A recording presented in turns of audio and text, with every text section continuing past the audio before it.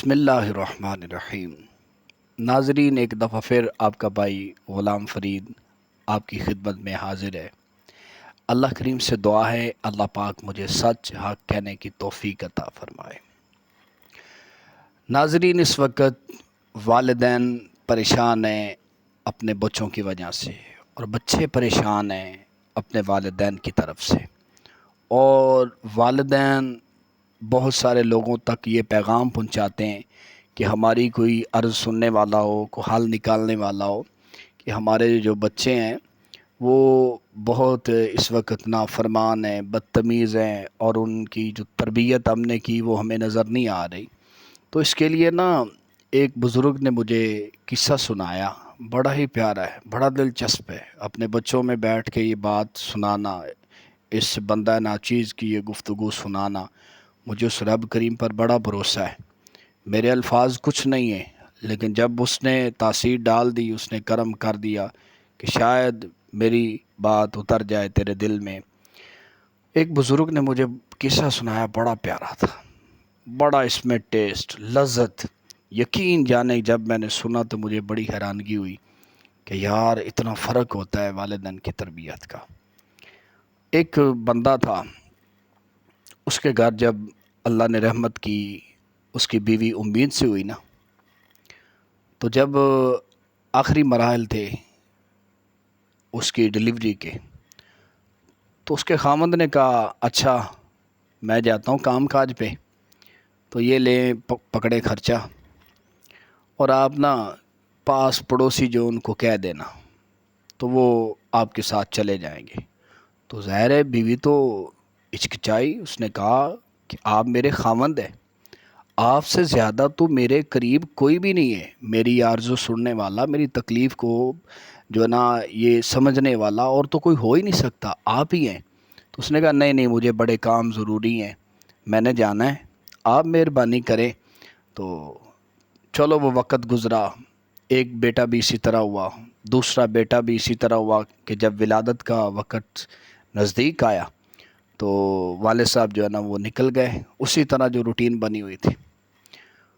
تو جب تیسرے بچے کی ولادت ہوئی تو اس کی زوجہ نے کہا کہ بات سنو، اس دفعہ آپ نے میرے پاس رہنا ہے، کہ جب بچے کی ولادت ہونا جو تکلیف عورت کو ہوتی ہے، یہ یقیناً عورت کو اسی لیے مقام دیا گیا ہے کہ اگر کوئی عورت ایک دن سے لے کر نابالغی کی صورت تک بچہ یا بچی اس کا فوت ہو جائے تو اللہ اسے شہادت کا رتبہ عطا فرمائے گا، بچوں کو بھی، اور دوسرا بچے قیامت کے دن والدین کی بخشش کا ذریعہ بنیں گے۔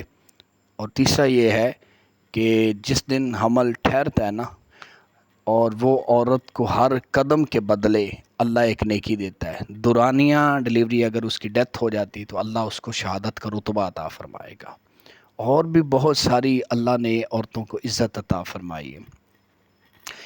تو جب تیسرے بچے کی باری جب وہ ٹھہرا، ڈیلیوری ہوئی، وقت آیا کہ جب وہیں بیٹے 20-25 سال کے ہوئے تو اس عورت نے کہا کہ میری بات سنو، آج تجھے ایک تماشا نہ دکھاؤں؟ اس نے کہا جی دکھائیں۔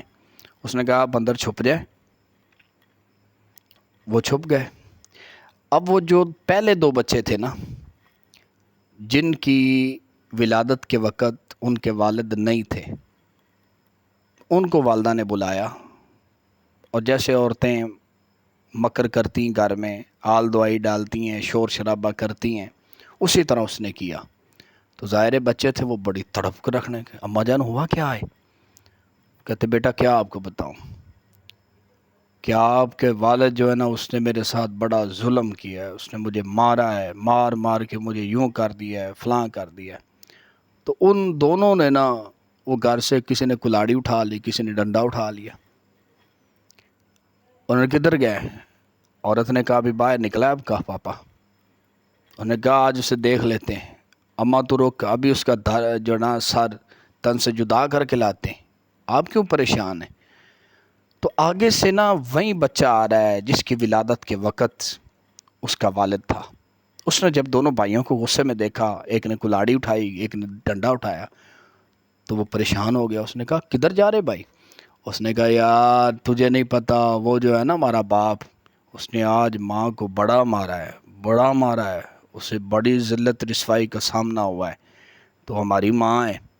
اس نے کہا پاگل، چلو گھر میں آپ کو ایک بات بتاتا ہوں۔ جب گھر لے کے آیا نا، دونوں بھائیوں کو بٹھایا، بٹھا کے کہتا ہے او خدا کے بندے، یہ تو ماں باپ ہیں، تو یہ تو آپس میں لڑتے جھگڑتے رہیں گے، ہمیں حق حاصل نہیں ہے کہ ان کی مخالفت کریں، باپ کی یا ماں کی یا دونوں میں سے کسی ایک کی۔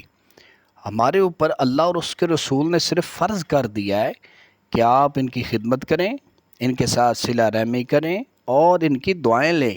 تو آپ چلے ڈنڈا اٹھا کے، تو اندر سے وہ عورت، اس نے آواز لگائی اپنے خامند کو کہ نکلو باہر۔ باہر جب آیا، اس نے کہا بتاؤ کتنا فرق ہے۔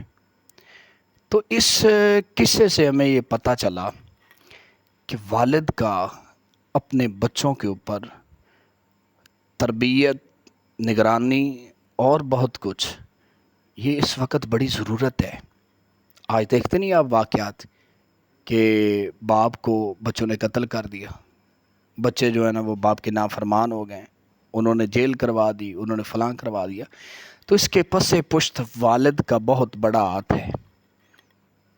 ظاہر ہے آپ کمانے نکل گئے، اگر والد اپنے دوستوں کو ہوٹل کرواتا ہے، کھانا کھلاتا ہے، انہیں شاپنگ کرواتا ہے، ان کے اوپر خرچ کرتا ہے، تو اسے حق حاصل ہے۔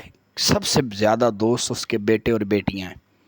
اپنے بچوں کو دوست بنائیں، بری صحبت سے بچانا چاہتے ہیں نا، ان کی زندگی اچھی کرنا چاہتے ہیں، ان کی آخرت اچھی کرنا چاہتے ہیں، اپنی فکر ہے یا اپنے بچوں کی فکر ہے نا، تو پھر خدا را اپنے آپ کے اوپر یہ بات لازمی کر لیں کہ آپ سے مخلص آپ کے بچوں کو کوئی اور دوست نہیں ہو سکتا۔ تو یہ میرا پیغام آپ تک پہنچانا تھا۔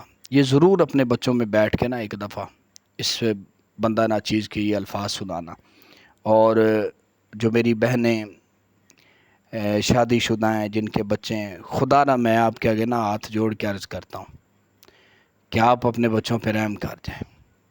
یقیناً جانیں کہ خامند کمائی کے لیے نکلا ہوتا ہے، لاہور دیگر شہروں میں، out of city, out of country میں ہوتا ہے، تو پیچھے سے جو والدہ محترمہ ہوتی ہیں تو وہ سب سے پہلے تو اپنے ہسبینڈ کی مخالفت، اپنے ہسبینڈ کی جو ہے نا نفرت، وہ اپنے بچوں میں بٹھاتی ہے۔ تمہارا باپ یوں ہے، تمہارا باپ یہ ہے۔ یہ خاندانی عورتوں کا رویہ نہیں ہے، یاد رکھنا، یہ خاندانی عورتوں کا کام ہی نہیں ہے۔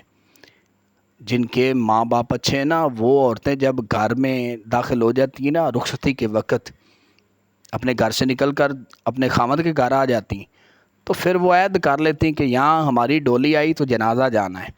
وہ اپنے خامد کے ہر عیب کو چھپاتی ہیں، ہر عیب کے اوپر وہ نظر رکھتی ہیں، وہ ان کے لیے جو نا چھپانے والی، عیب چھپانے والی بن جاتی ہیں۔ تو اپنے بچوں میں بیٹھ کر اپنے ہسبینڈ کی کوئی برائی نہ کریں، اپنے بچوں میں بیٹھ کر اس کی پھپھی، تائیاں، نائیاں جو بھی ہیں رشتہ دار، ان کی چغلیاں نہ کریں۔ اگر آپ چاہتے ہیں آپ کے بچے اچھے بنیں، آپ کی خدمت گزار بنیں، تو یہ میرا پیغام آپ تک پہنچانا تھا۔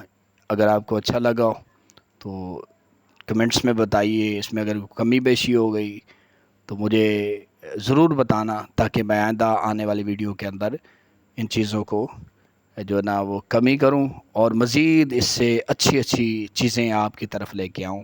بہت شکریہ، اللہ حافظ۔